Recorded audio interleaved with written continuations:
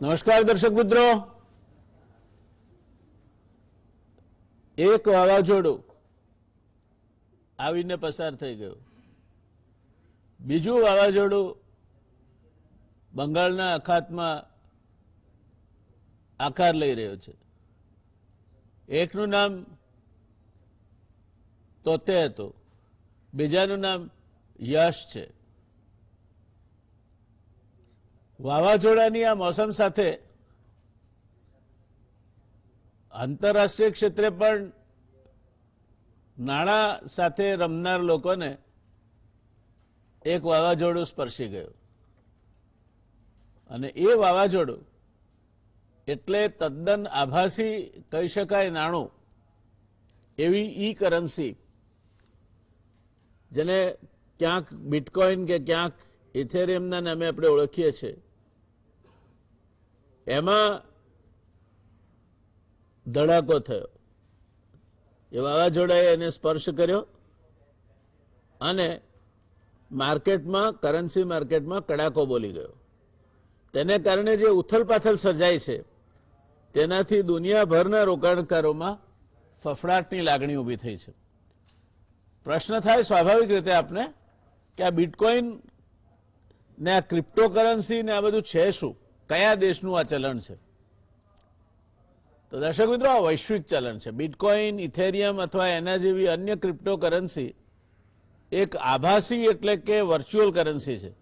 જેમ રૂપિયા કે ડોલરની નોટ હોય, પાઉન્ડ અથવા સ્ટર્લિંગના સિક્કા હોય અથવા નોટ પણ હોય, એવું કશું જ ક્રિપ્ટોકરન્સીમાં નથી.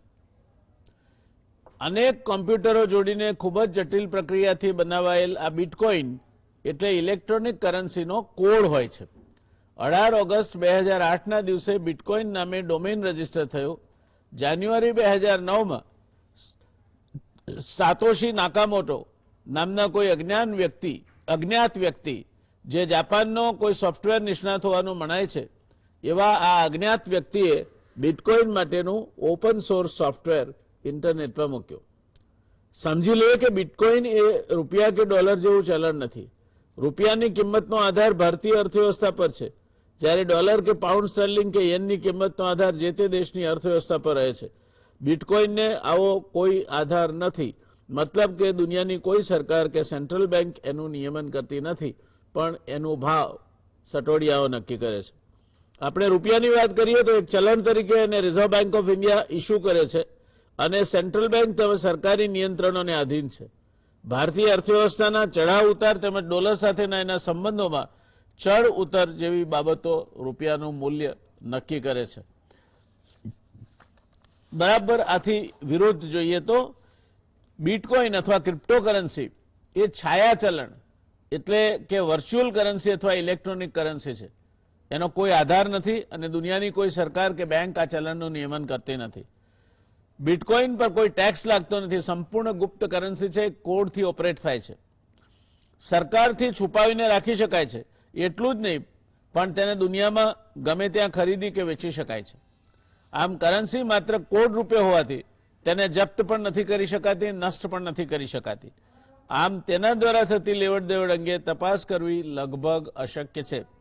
આવી કરન્સીના ટેકામાં ઉભી રહેલા લોકો કહે છે કે આંતરરાષ્ટ્રીય સ્તરે પૈસાના ટ્રાન્સફર માટે તે ખૂબ જ સચોટ અને ઝડપી ઉપાય છે. જો કે સિક્કાની બીજી બાજુ એવી પણ છે કે એના દ્વારા ડ્રગ્સ અને હથિયારો જેવા ધંધાઓ ફૂલશે ફાલશે. એવું પણ જાણવા મળ્યું છે કે બિટકોઇન બનાવવા માટે 2 કરોડ 10 લાખની મર્યાદા છે. આ મર્યાદા પહોંચ્યા બાદ બિટકોઇન તૈયાર નહીં થાય. ઉપલબ્ધ માહિતી પ્રમાણે રોજના 3600 બિટકોઇન તૈયાર થાય છે. આ આભાસી ચલણના ભાવ સટોડિયા નક્કી કરતા હોય છે. આખી આંતરરાષ્ટ્રીય નાણાં વ્યવસ્થાને એક બાજુ મૂકી દે તેવા આ આભાસી ચલણને અમેરિકાની નાણાકીય સંસ્થાઓને FBI જેવી એજન્સીઓએ પણ આવકાર નથી આપ્યો. ચીન, જર્મની અને ફ્રાન્સ જેવા દેશો પણ આ આભાસી નાણાં સામે ચેતવણી આપી રહ્યા છે. તે સામે રશિયા જેવો દેશ ક્રિપ્ટોકરન્સીમાં રસ લઈ રહ્યો છે. રશિયાના પ્રમુખ પુતિનના સલાહકાર અને મોટા ધંધાદારી દિમિત્રી મરીનિચેવનું કહેવું છે કે આગામી સમયમાં પરંપરાગત ચલણ ગાયબ થઈ જશે. રશિયાની સેન્ટ્રલ બેંક તો પોતે જ આવું આભાસી રાષ્ટ્રીય ચલણ અમલમાં લાવવાનું વિચારી રહી છે. આ આભાસી કરન્સીની કિંમત સટોડિયાઓ નક્કી કરે છે. મેં અગાઉ કહ્યું છે. એટલે માર્કેટ કેપિટલાઇઝેશનને મામલે એમાં મોટી વધઘટ થતી રહે છે. તાજેતરમાં જ આ રીતની ઉથલપાથલ થવાને કારણે બિટકોઇન, ઇથેરિયમ સહિતની ક્રિપ્ટોકરન્સી તૂટીને છેલ્લા કેટલાય મહિનામાં ન્યૂનતમ સ્તર પર પહોંચી ગઈ છે. ભૂતકાળમાં પણ એક જ દિવસમાં આભાસી કરન્સીના ભાવમાં 40 થી 50% કડાકો બોલ્યો હોય એવું બન્યું છે. આમ છતાં ક્રિપ્ટોકરન્સીના ફાયદા પણ છે. પહેલો, એ ડિજિટલ કરન્સી હોવાથી છેતરપિંડીની શક્યતા ઓછી છે. બીજું, ક્રિપ્ટોકરન્સીમાં નફો પણ તગડો થાય છે. ત્રીજું, ઓનલાઈન ખરીદીને કારણે લેવડ દેવડ આસાન હોય છે. ચોથું, ક્રિપ્ટોકરન્સી માટે કોઈ રેગ્યુલેટરી ઓથોરિટી નથી, એટલે નોટબંધી અથવા કરન્સી અવમૂલ્યન જેવી સ્થિતિ એને નડતી નથી. પાંચમું, ઇન્ટરનેટની દુનિયા એ જ એનું વિશ્વ છે, એટલે દુનિયામાં એનો સટ્ટો ગમે ત્યાંથી ખેલી શકાય છે, ગમે ત્યાંથી એ લિવેજ થઈ શકે છે. માર્કેટ કેપિટલાઇઝેશનની દ્રષ્ટિએ બિટકોઇન $162.5 અબજ, ઇથેરિયમ $25 અબજ, XRP રિપલ $10 અબજ, બિટકોઇન કેશ $6 અબજ, ટીથર 4.6 અબજ, બિટકોઇન એસવી $4 અબજ એ પ્રમાણેનું માર્કેટ કેપિટલાઇઝેશન છે.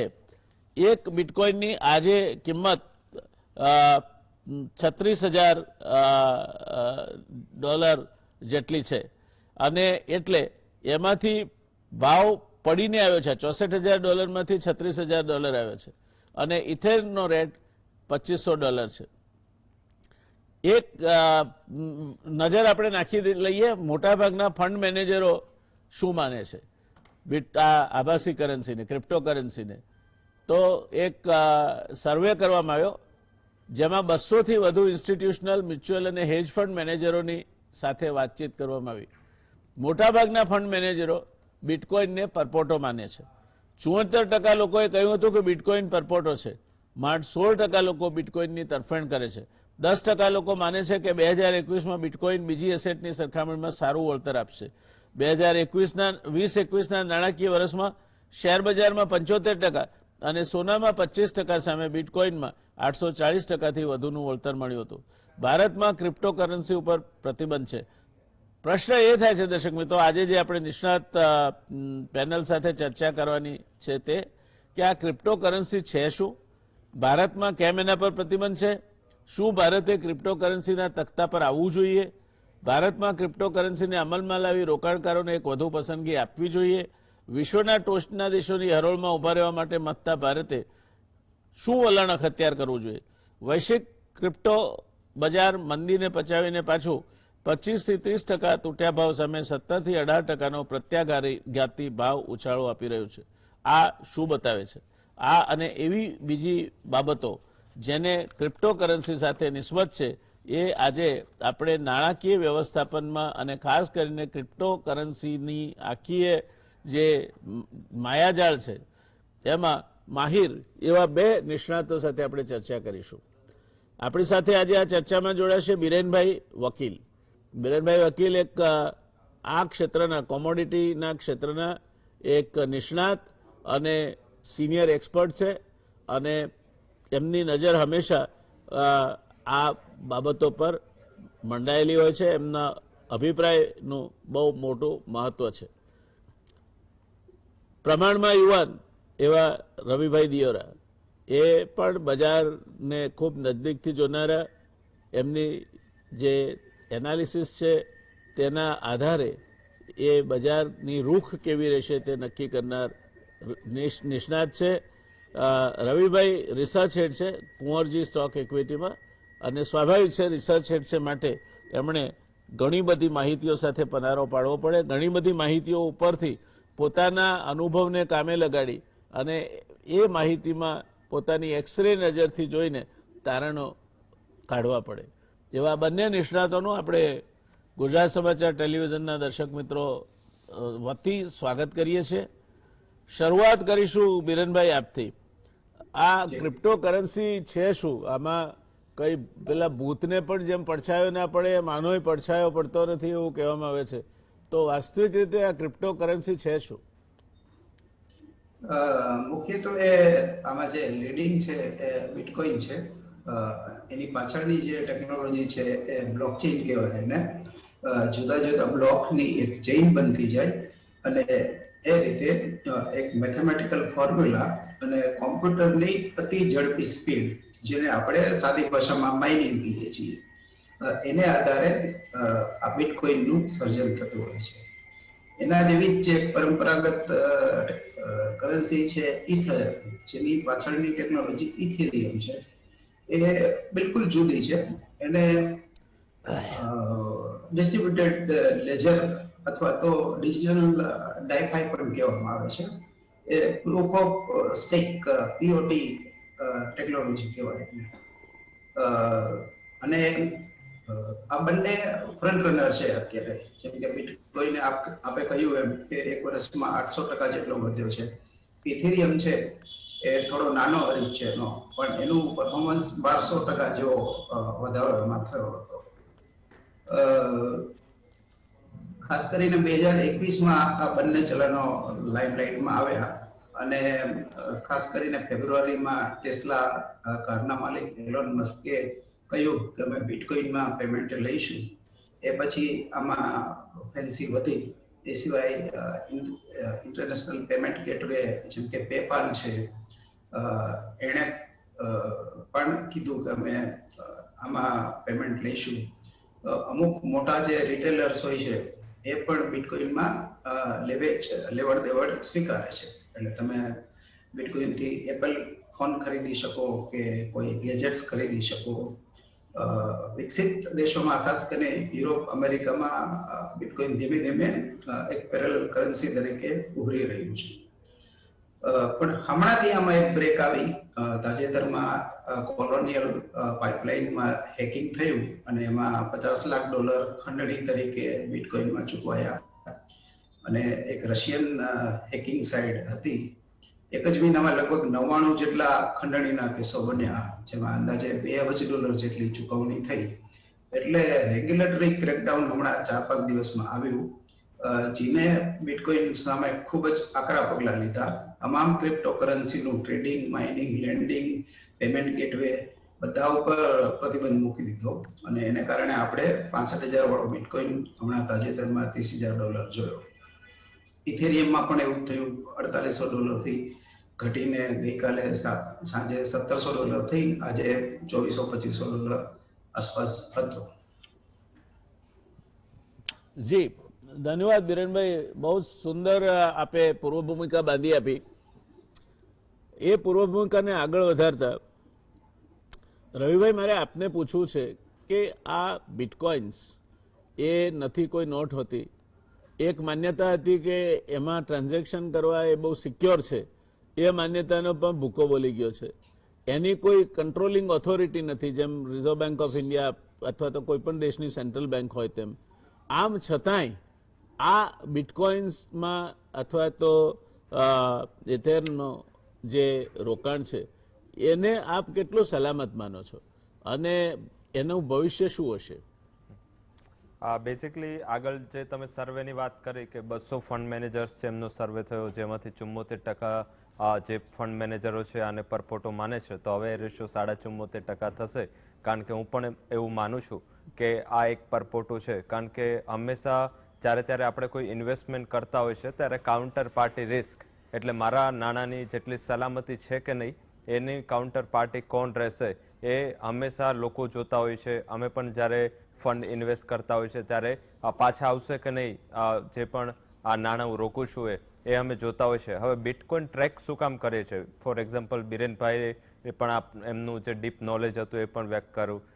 બિરેનભાઈ કોમોડિટીઝ જોવે છે, હું ફંડ જોઉં છું, છતાં હું શું કામ બિટકોઇન જોઉં છું? કારણ કે વાહન લઈને જ્યારે જતા હોય ત્યારે આપણી ભૂલ ના હોય, પણ બીજાની ભૂલના હિસાબે એક્સિડન્ટ થઈ શકે. એટલે હંમેશા કોઈ પણ અસેટ ક્લાસ, આ અસેટ ક્લાસ છે દુનિયાનો સૌથી યંગેસ્ટ અસેટ ક્લાસ છે. મીન્સ કે હજી આ ઉભરીને આવું 2008માં, અને હવે જે 2017થી આનો વ્યાપ વધ્યો. બાદમાં જે ટેસ્લાથી કમેન્ટ આવ્યું કે લોકો આમાં પેમેન્ટ લેશે, પછી આ લોકોના મગજમાં આવ્યું. આના પહેલા ઘણી એવી બિટકોઇન જે ઇન્ડિયામાં હોય કે ગ્લોબલ લેવલે ઘણી એવી બિટકોઇનના નામથી ટેકનોલોજી પ્લેટફોર્મ ઊભા થયા અને લોકોના કરોડો રૂપિયા છે એમાં સ્વાહા થયા. કારણ કે એનું કોઈ રેગ્યુલેટેડ એક્સચેન્જ નથી. મીન્સ કે આજે ફોર એક્ઝામ્પલ રૂપી છે તો રૂપીનું રેગ્યુલેશન છે એ આરબીઆઈના હાથમાં છે, મિનિસ્ટ્રી ઓફ ફાઇનાન્સ છે, તો એમાં તમને ગવર્મેન્ટ એઝ વેલ એઝ એક રેગ્યુલેટરી ઓથોરિટી બંનેનું કોમ્બિનેશન છે. જેમ ફેડરલ રિઝર્વ યુએસમાં છે, સાથે યુએસના ટ્રેઝરી સેક્રેટરી અને ટ્રેઝરી ડિપાર્ટમેન્ટ છે, એ ત્યાંની કરન્સીનું એક રેગ્યુલેશન કરે છે. તો આમાં એ રેગ્યુલેશન ક્યાંય નથી. મીન્સ કે આજે વળતર 100% મળે, રિસ્ક ઇઝ રિટર્ન, મીન્સ કે આ રિસ્ક જેટલું હોય, જેટલું વધારે રિસ્ક લો એટલું વધારે રિટર્ન હોય. એ તમે કસિનો પ્લે કરો, ઇક્વિટી માર્કેટમાં આવો, ગોલ્ડમાં ઇન્વેસ્ટ કરો, બોન્ડમાં ઇન્વેસ્ટ કરો, ગવર્મેન્ટ સિક્યુરિટીઝમાં ઇન્વેસ્ટ કરો, બધાનું પોતપોતાનું રિસ્ક છે અને એ પ્રમાણે એ રિટર્ન આપે છે. હવે આપણા કન્ટ્રીમાં બીજું રિસ્ક રેગ્યુલેટરી રિસ્ક છે. ગમે ત્યારે હજી આ સંસદમાં બિલ મુકાયું, પરંતુ લાસ્ટ કોરોનાના હિસાબે આ બિલ પાસ નથી થયું, પરંતુ કદાચ આવતું સેશન એમાં આ બિલ કદાચ પાસ થઈ જાય અને ક્રિપ્ટો ઉપર સંપૂર્ણપણે બેન મુકાઈ જાય. અને અત્યાર સુધી કોઈ મોટા દેશે આના ઉપર ઓફિશિયલી બેન નથી મૂક્યું. ચાઇનાએ હમણાં જ આના ઉપર બેન મૂક્યો. તો ઇન્ડિયા માટે અને ગવર્મેન્ટ માટે આ એક બીજું મેજર સ્ટેપ રહેશે કે કદાચ આપણે પણ અહીંયા આને બેન કરાય. તમામ જે વર્લ્ડની જેટલી પણ સેન્ટ્રલ બેન્કર્સ છે, રશિયા સિવાય કોઈ પણ સેન્ટ્રલ બેન્કરે ક્રિપ્ટો કરન્સીને માન્યતા નથી આપી. મીન્સ કે આટલું બધી જ્યારે ઇન્ટેલિજન્સી છે, આટલી બધી રેગ્યુલેટરી એજન્સીઓ છે જે પોતે એક ડિજિટલ કરન્સીને અપ્રુવલ નથી આપતી, તો આનું એક બેઝિક રીઝન છે કે ક્રિપ્ટો કરન્સી ડેફિનેટલી રિસ્કી છે, ત્યાં કોઈ કાઉન્ટર પાર્ટી નથી અને એનો ભાવ એક દિવસમાં 40% વિધાઉટ રીઝન, મીન્સ કે આ રીઝન બેનનું છે પણ રેગ્યુલેટરી રિસ્ક હતું.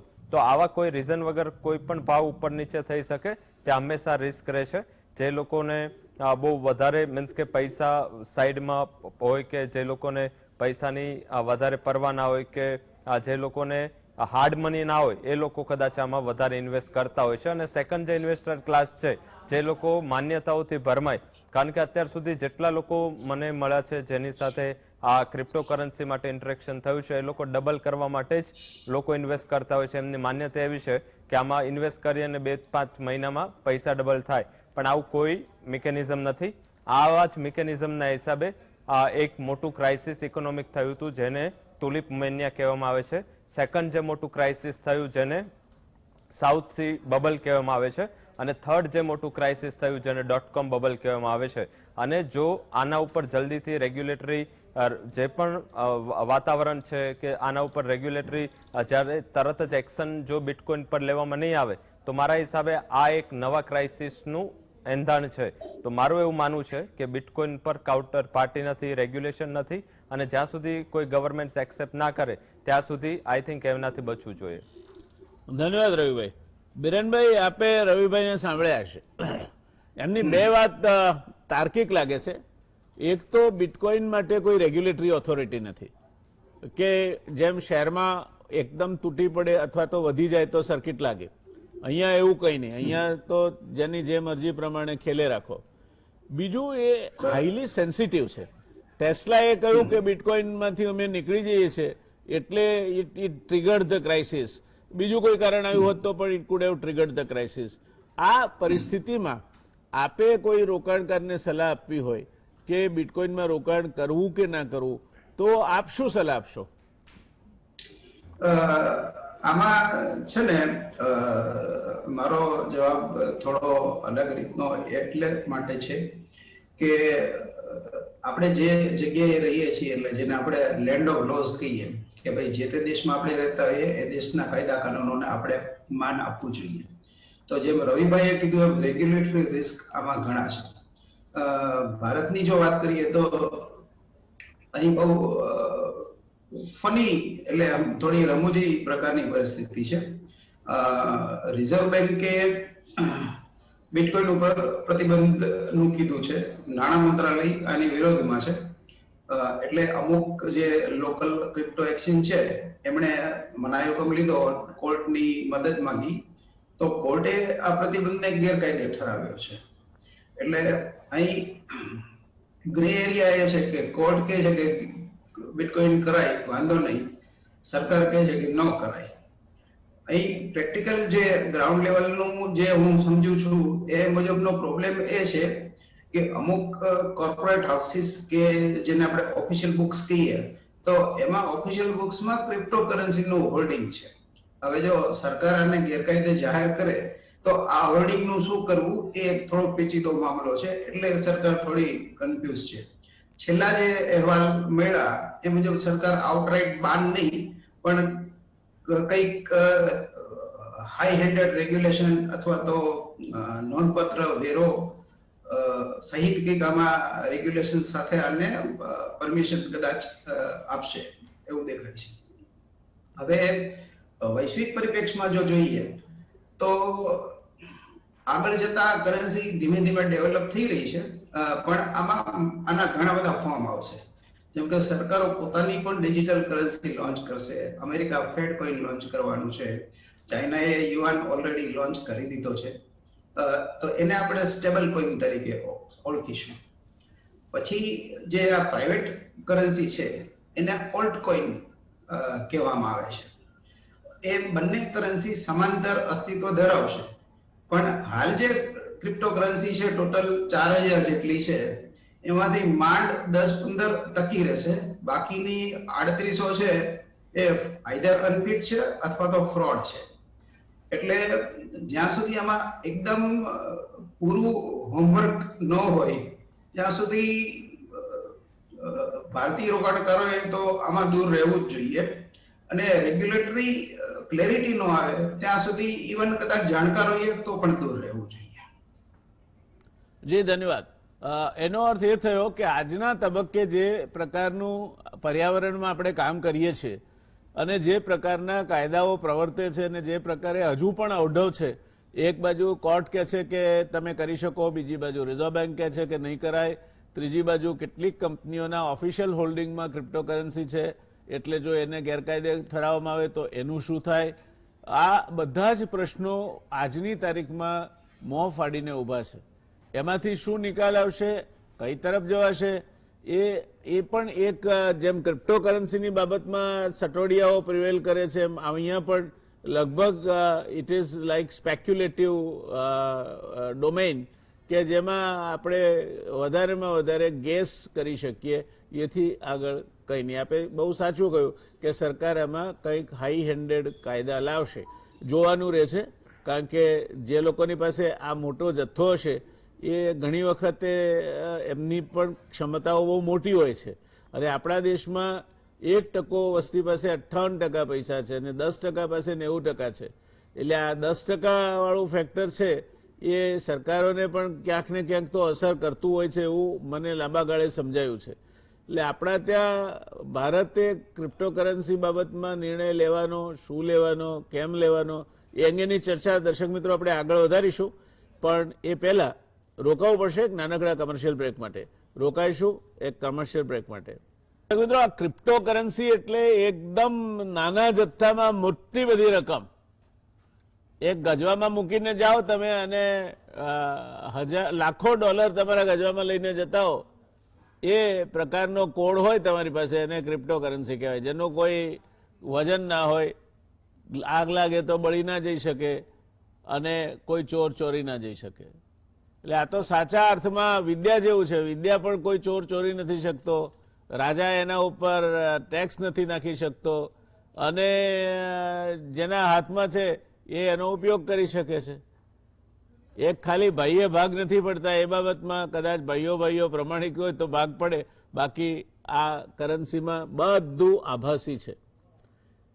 રવિભાઈ, આ જે વાત થઈ, બિરેનભાઈ બહુ સરસ વાત કહી, દાખલો આપ્યો, પણ ટેસ્લા એકલું એમાંથી નીકળી જાય અને કડાકો બોલી જાય તો એ મને લાગે છે કે it is a behaviour similar two stock market, કે જેમાં it rises or false on sum kind of A hope or fear. આ કારણ હોઈ શકે.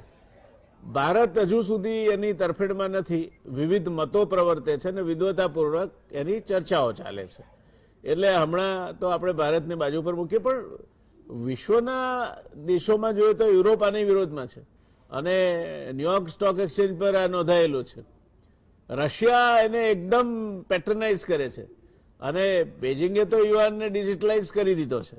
ટેકનોલોજીની દ્રષ્ટિએ digitalization is the order of the day going to be. આવનાર સમયમાં તમારું ડિજિટલાઇઝેશન એ વધુ ને વધુ ક્ષેત્રોમાં પ્રવેશ કરતો જશે.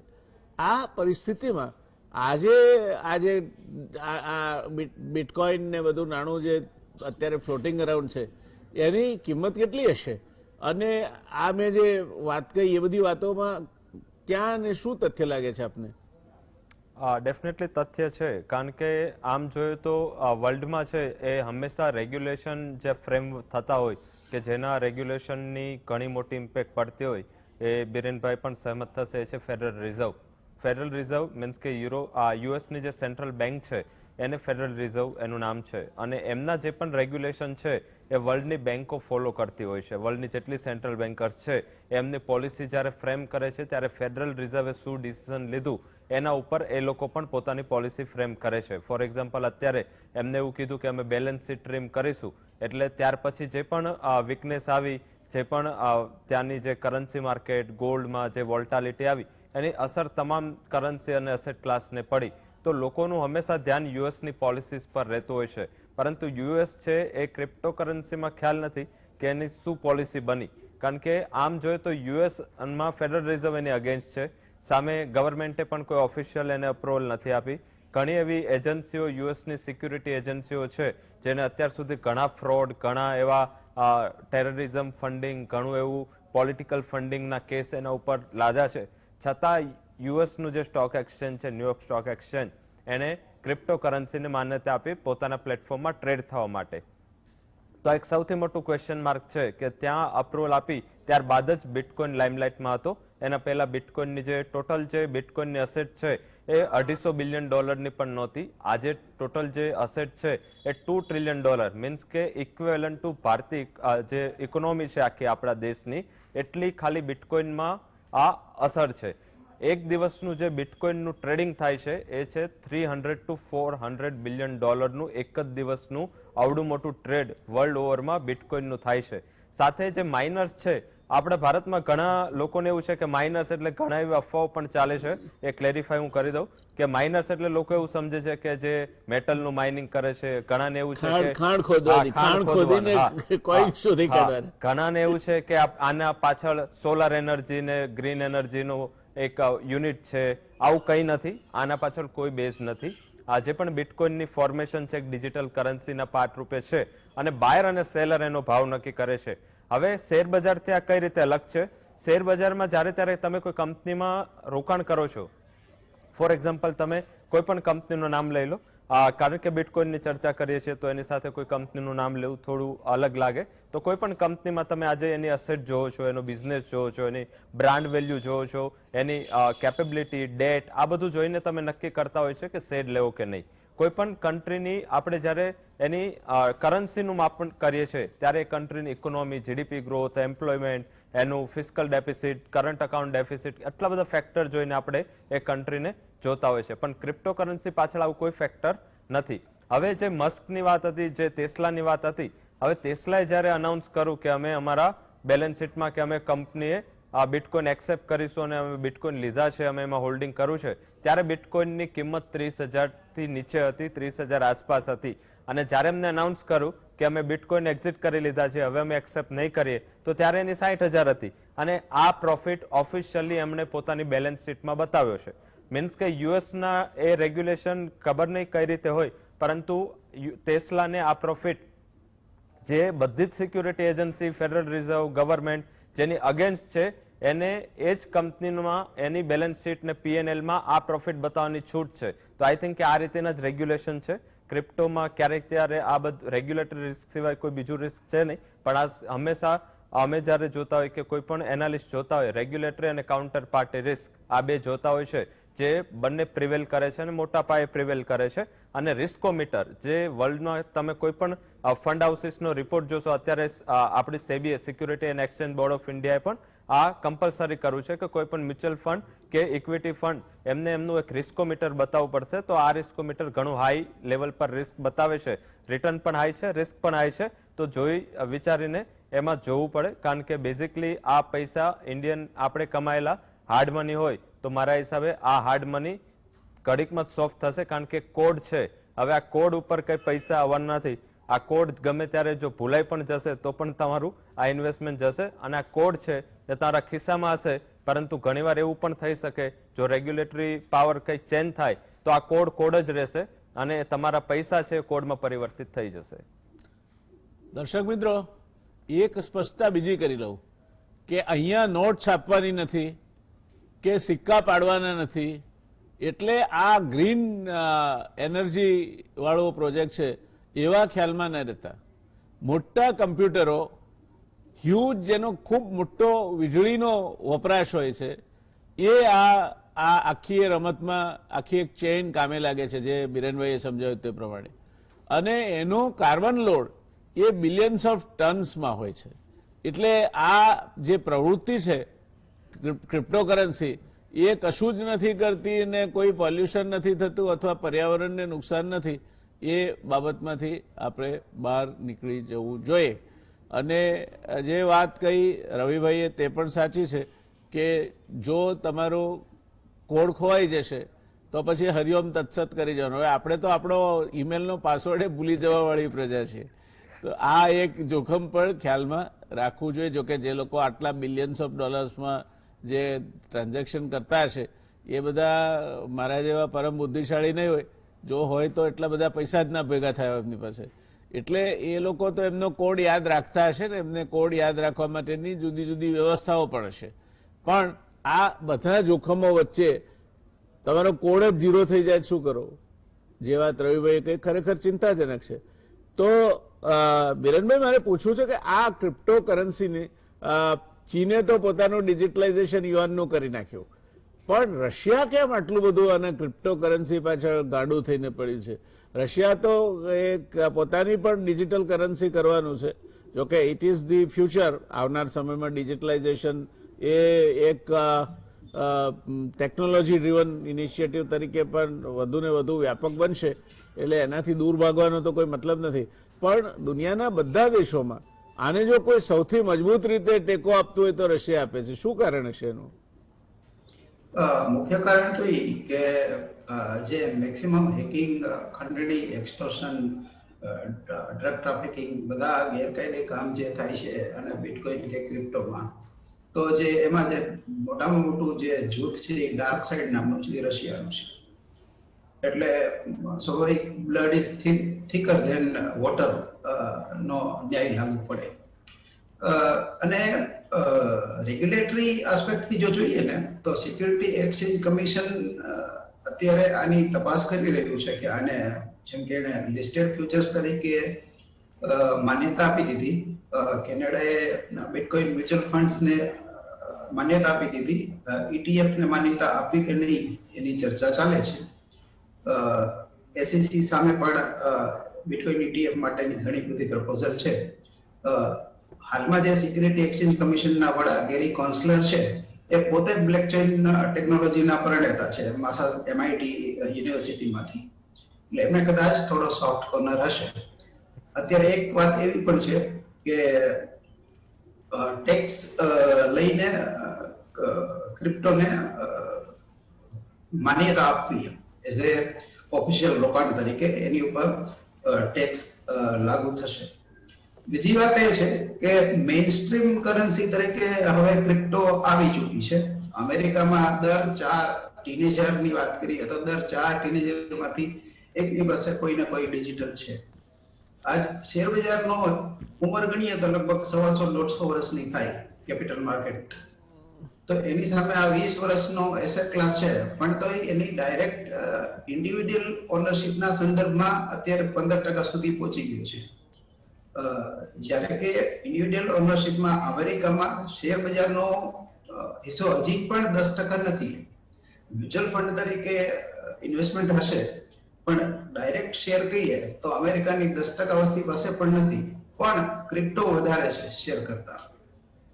એટલે અમેરિકામાં એ મેઇનસ્ટ્રીમ તો થઈ ગયો છે. આપણે જેને મિલેનિયમ જનરેશન કહીએ છીએ, જેન ઝી, એમાં પણ આપણે લગભગ ફાઇનાન્સની દુનિયામાં ટેકનોલોજીની રીતે આપણે 20-25 વર્ષ પાછળ ચાલી રહ્યા છીએ.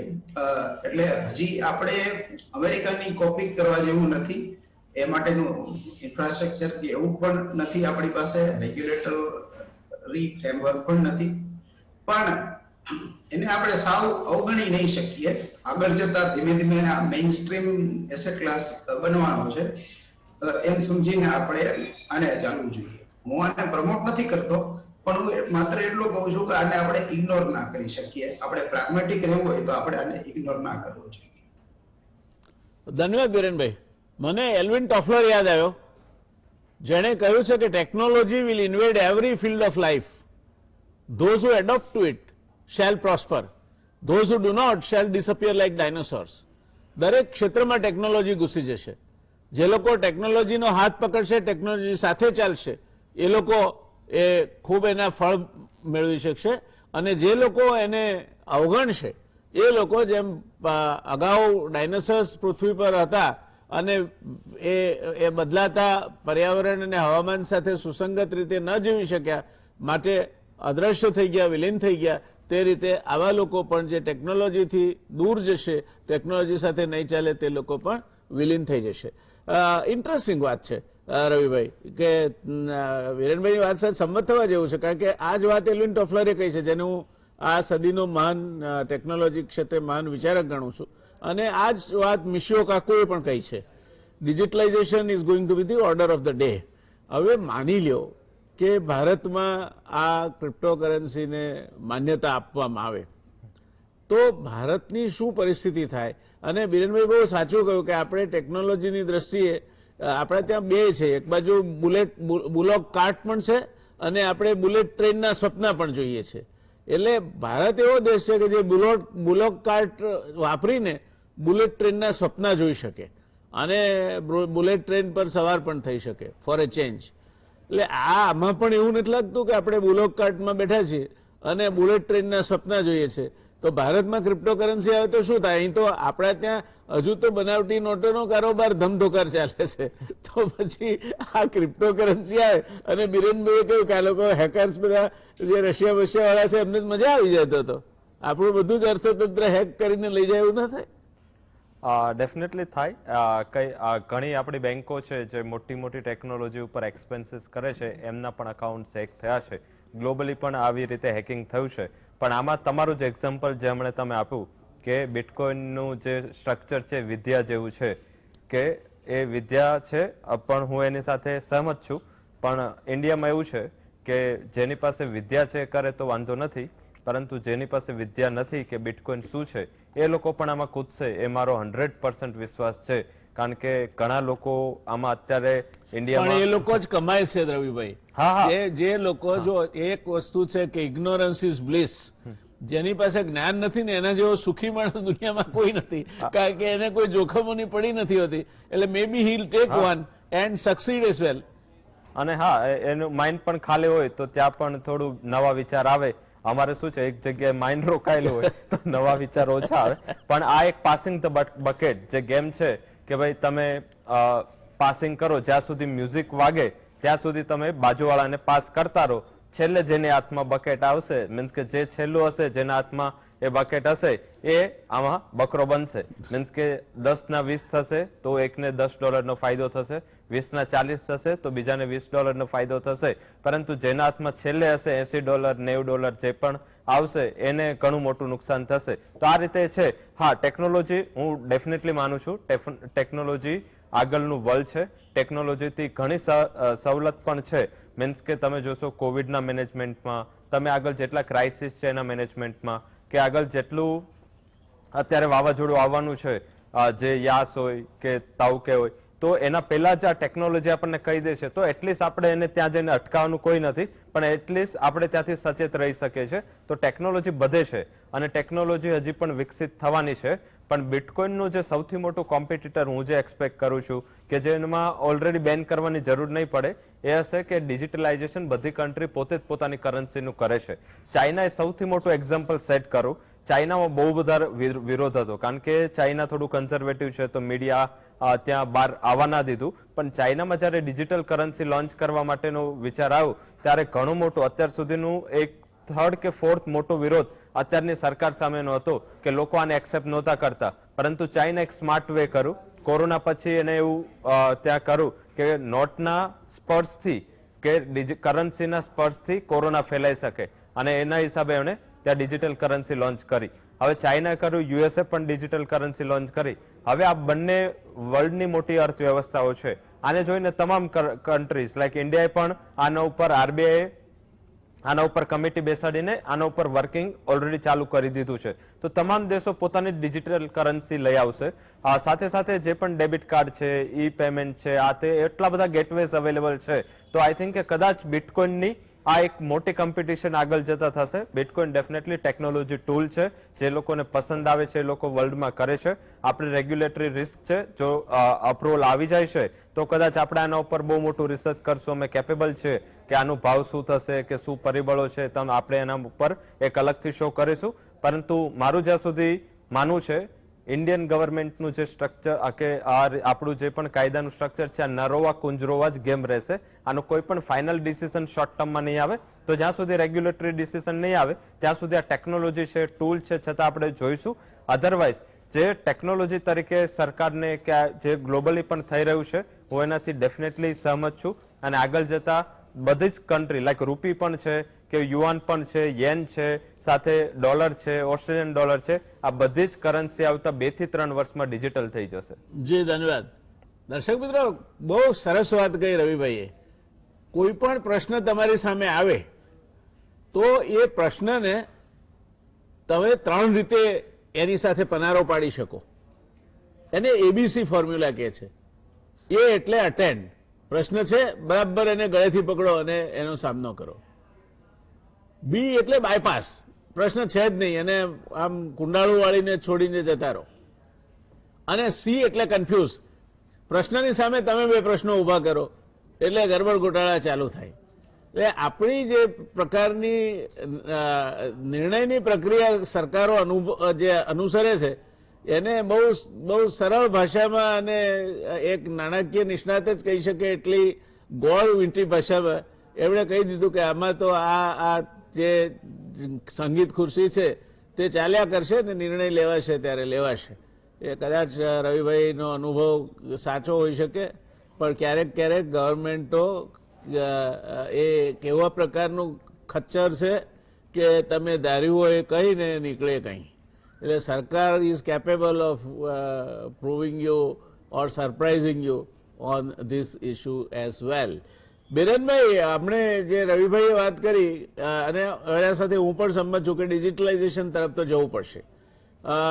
હવે એ પરિસ્થિતિમાં જો ભારતમાં સરકાર પોતે જ ડિજિટલાઇઝ કરન્સી કરે તો પછી ક્રિપ્ટો કરન્સીને એટલે આ જે આપણે બિટકોઇનની વાત કરીએ છીએ એને કોઈ અવકાશ રહે કે બંને સાથે સાથે ચાલી શકે? બંને સાથે સાથે ચાલશે. મેં શરૂઆતમાં કીધું કે એક સ્ટેબલ કોઈન આવશે જે સરકારના હશે, જી, અને એક પિયર ટુ પિયર પ્રાઇવેટ કોઈન આવશે.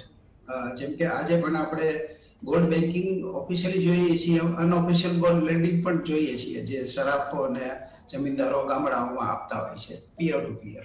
જી, શેર બજારમાં પણ ડબ્બા ટ્રેડિંગ થતું હોય છે. હા, એવું. પણ અહીંયા ટ્રીક જે છે ને એ એવી છે કે જેવી સરકારોની ડિજિટલ કરન્સી આવશે ને એ સાથે અમુક રીતે કેશનું એલિમિનેશન, એટલે તમે સાદી ભાષામાં કહીએ તો નોટબંધી, પણ ખાલી 1-2 નોટ પૂરતી નહીં, પૂરેપૂરી નોટબંધી સંપૂર્ણપણે એવું થાય.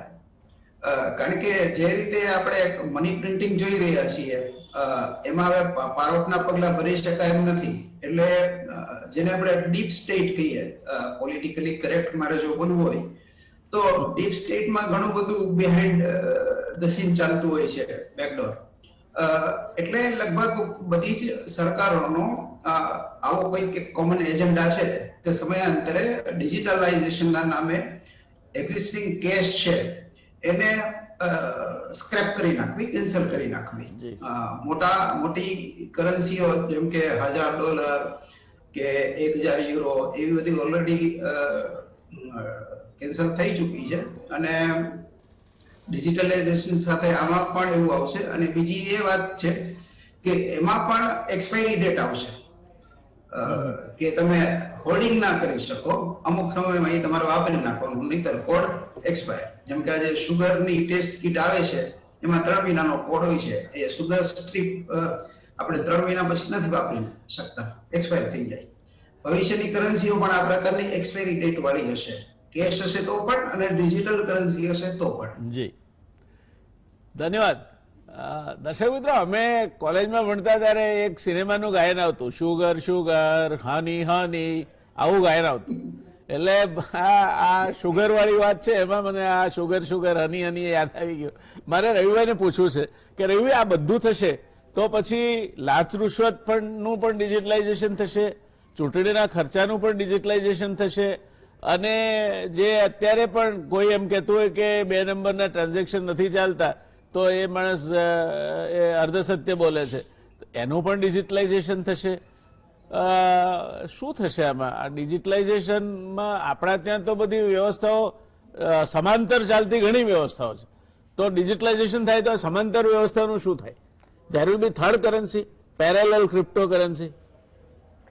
જે આગળ બિરેનભાઈ પણ કીધું, પિયર ટુ પિયર કરન્સી છે, જે લાઈક અત્યારે ડબ્બા ટ્રેડિંગ જે તમે વાત કરી, તો ભારતનું કે ભારતીયોનું આ એક નેચર રહ્યું છે કે આપણે ગમે એટલા રેગ્યુલેશન ટાઈટ થાય તો શોર્ટકટ્સ આપણે ગમે એ કરીને ગોતી લઈએ છીએ. મીન્સ આમાં પણ એવું થાય, પહેલા ઘણીવાર ફાર્મા કંપનીઓના ઘણા એવા મૂવીઝ છે જેમાં પહેલા વાયરસની વેક્સિન ગોતાય છે, પછી વાયરસ ગોતાય છે, તો આની પહેલા વેક્સિન ગોતાઈ જશે અને પછી આ વાયરસ આવશે. મીન્સ કે જેના માટે જેને ખરાબ કરવું છે એના માટે બેનિફિટ, જેના લોકોને સીધું રહેવું છે એના માટે વાયરસ, તો આ વાયરસ પછી આવશે. પણ મારા હિસાબે અત્યારે મને એવું લાગે છે કે આ પેરેલલ બંને કરન્સી ચાલશે તો કદાચ એ ફંડિંગમાં પ્રોબ્લેમ નહીં થાય. મારી ચિંતા એ છે કે આ 2 કરન્સી જે પેરેલલ ચાલે તો પછી આ જે આખું એક પેરેલલ ઇકોનોમી ચાલે છે એના માટે ત્રીજી કરન્સી નહીં જનરેટ કરવી પડે આપણે, કે આ 2 કરન્સીમાંથી પે કરી અને કરપ્શન ક્રિપ્ટો કરન્સી એવું ત્રીજી કરન્સી હોય કે જેનાથી તમે આ બધા જે ગોરખ ધંધા છે તે કરી શકો. નહીં તો રાજકીય પક્ષોનું શું થાય? અને એમને પેલા નાના નાના ચૂંટણી ખર્ચા કરવાના હોય છે, 50 કરોડ 100 કરોડ જેવા કેટલાક કિસ્સાઓમાં તો એક લોકસભાની સીટ પાછળ કે રાજ્યસભાની સીટ પાછળ થઈ જાય છે, એવું સાંભળ્યું છે. તો એમનું શું થાય બિચારાનું? મને એટલે my worry is for them. મને એમની ચિંતા થાય છે કે આ બિચારા પ્રાણીઓ કરશે શું? પૈસા તો હશે એમની પાસે, એમની ચિંતા જરૂર કરવી પડે, કારણ કે એમની ચિંતા કરીશું કે એવા માણસો હશે ત્યારે તે તમારા જેવા સારા માણસોની કદર થશે. તો બેઝિકલી આ હોઈ શકે, આ થઈ શકે. મેં તમને પહેલા જ કીધું કે આ જ્યારે વાયરસ આવશે એ પહેલા જ આની વેક્સિન ગોતાઈ જશે, ત્રીજી કરન્સી હોય કે પછી આની પેરેલલ કરન્સી હોય. પરંતુ હા, ડેફિનેટલી એમાં જો ઇન કેસ કોઈ પણ ગવર્મેન્ટ, મીન્સ કે ઇન્ડિયન હોય કે વર્લ્ડમાં કોઈ પણ ગવર્મેન્ટ ડિજિટલાઇઝેશન અપનાવશે, કે જે પણ આ કરન્સીનું એક સારું એવું આ પ્લેટફોર્મ અપનાવશે, હું ક્રિપ્ટો કરન્સી નહીં ડિજિટલ કરન્સીનું કહું છું, તો ડેફિનેટલી પોલિટિકલ હોય કે પછી ટેરરિઝમ હોય કે પછી ગમે ત્યાંનું જે ફંડિંગ છે એને રોક નહીં સંપૂર્ણપણે લાગી શકે, પરંતુ એ ટ્રેસ જરૂરથી થઈ શકશે. બરાબર. એટલે આપણે હિસાબ મેળવી શકીએ કે આટલું થયું એમ, બીજું કઈ કરી ના શકાય. બીજું તો એ જેમની સરકાર છે એમની જ કાર ચાલે છે. તો પછી થેન્ક યુ બિરેનભાઈ. આ ક્રિપ્ટો કરન્સી અથવા ડિજિટલ કરન્સી આવે, એસ્પેશિયલી ક્રિપ્ટો કરન્સી, આપે કહ્યું કે એક સ્ટેબલ કોઈન ને એક વોલેટાઇલ કોઈન, 2 જાતના કોઈન હોઈ શકે કે જેમાં એકમાં સ્પેક્યુલેશન થાય એકમાં ના થાય, તો શેર બજાર ઉપર શું અસર પડે એની? શેર બજાર ઘણો મેચ્યોર ક્લાસ છે અને ધીમે ધીમે એમાં પાર્ટિસિપેશન વધી રહ્યું છે. ખાસ કરીને જે ઇમર્જિંગ ઇકોનોમીઝ કહીએ આપણે, કે ભારત કે કોરિયા કે વિયેટનામ કે એ રીતે, તો એ બજારોને તો વાંધો નથી આવવાનો. અને વિકસિત બજારો છે અમેરિકા કે યુરોપ, ત્યાં હવે એક જાતનો પેસિવ ઇન્વેસ્ટિંગનો ટ્રેન્ડ છે કે બાય એન્ડ હોલ્ડ ફોર ઇટરનલી, કે માલ લઈને બેસી જાઓ એટલે પછી કોઈ દિવસ વેચો નહીં, તો નેચરલ વેલ્થ બનતી જાય. એટલે શેર બજારમાં કરેક્શનો આવતા રહેશે પણ દીર્ઘકાલીન મંદી જેવું નથી, કારણ કે જ્યારે મંદી આવે ત્યારે ગવર્મેન્ટ ઇન્ટરવેન્શન કરે છે. અને આર યુ શ્યોર બિરેનભાઈ કે આમાં કન્સિડરિંગ કે જો રિટર્ન બહુ હાઈ છે અને શેર બજારમાં એક વર્ગ એવો છે કે જે રોજનું કમાઈને રોજનું ખાવા વાળો વર્ગ છે, એટલે જ્યાં વધારે રોકાણ મળતું હશે, જ્યાં વધારે વળતર મળતું હશે ત્યાં જશે, તો શરૂઆતમાં શેર બજારની ઇન્ડેક્સને વાંધો આવે એવું ખરું? અહીં હું એવું માનું છું કે જે ઇન્ડેક્સ હોય ને એમાં પર્ટિક્યુલર થોડુંક મેનેજમેન્ટ થતું હોય છે સ્થાપિત હિતોનું. જી. એટલે ઇન્ડિવિડ્યુઅલ શેરો ઘટતા જાય પણ ઇન્ડેક્સમાં તમે જુઓ તો એ 12-15% એવરેજ રેટથી વધતો જાય, કારણ કે જે નબળો શેર હોય એને કાઢી નાખે, સારો શેર હોય એને ઓવરવેટ કરી નાખે. સરકારોને પણ પૈસા ઉભા કરવાના હોય છે, મ્યુચ્યુઅલ ફંડ્સમાં લોકોના પૈસા લેવાના હોય છે, એટલે બજારને ટકાવી રાખવું પડે, મજબૂત રાખવું પડે. પણ એક મુદ્દો આપણે જે ઉઠાવ્યો કે ભ્રષ્ટાચારનું શું ડિજિટલાઇઝેશનમાં, તો એમાં પણ એવું સમજુ છું કે જેમ ઇલેક્ટોરલ બોન્ડ્સ છે અત્યારે ચૂંટણી માટે, એમ ભવિષ્યમાં કદાચ ચેરિટી કોઇન્સ પણ આવશે. તમે ગમે તે, કારણ કે જુગાડ એ બેઝિક ઇન્સ્ટિંક્ટ છે, ઇન્સ્ટિંક્ટ છે, માણસનો સ્વભાવ છે જુગારી બનવું એ.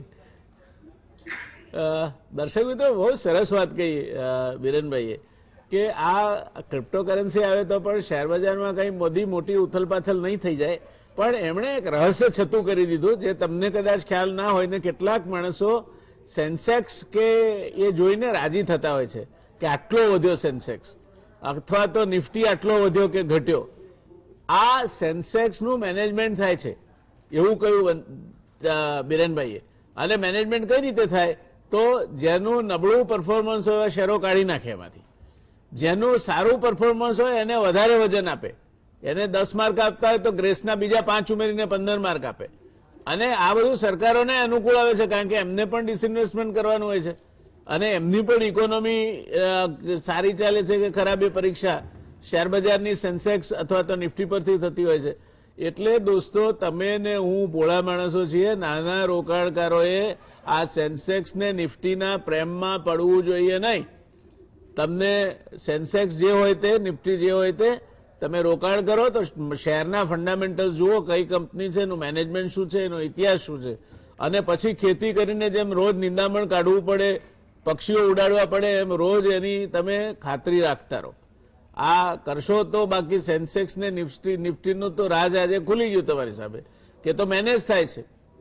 આ પરિસ્થિતિમાં તમારે શું કરવું એ તમારે સમજવાનું છે, કારણ કે છેવટે તો નાણાં તમારા છે. એડવાઇઝર સલાહ આપી શકે, એડવાઇઝર તમારું જોખમ લેતો નથી, એડવાઇઝર તમને દિશા બતાવી શકે, એડવાઇઝર તમને દોરી જતો નથી. એટલે આ બાબતે બધું જ જે કંઈ કરો છો તે સરવાળે તમારો પોતાના ખર્ચેને જોખમે કરો છો એ વાત હંમેશા ખ્યાલમાં રાખીને ચાલવાનું. વિષય ખૂબ જ રસપ્રદ છે અને આજની ચર્ચા છે એ જેમ નાટકમાં પડદો ઉચકાય એમાં કર્ટેન રેઝર છે. હજુ તો આમાં ઘણા બધા ટર્ન્સ આવશે, ટ્વિસ્ટ આવશે, બધા બદલાવ આવતા રહેશે અને આ ચર્ચાઓ ચાલતી રહેશે.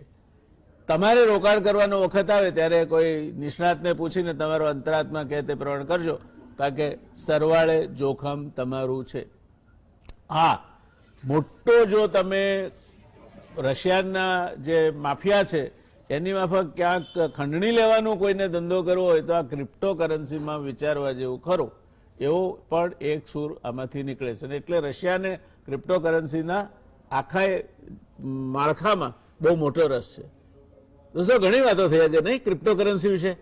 આટલું બધું તો મેં આ વિષય નક્કી કર્યો ત્યારે મને ખબર નહોતી કે આ બંને નિષ્ણાતોની વચ્ચે બેસીને આટલી બધી ચર્ચા એને આ ઊંચાઈ સુધી અથવા તો આટલી વિગતો સુધી લઈ જઈ શકાશે.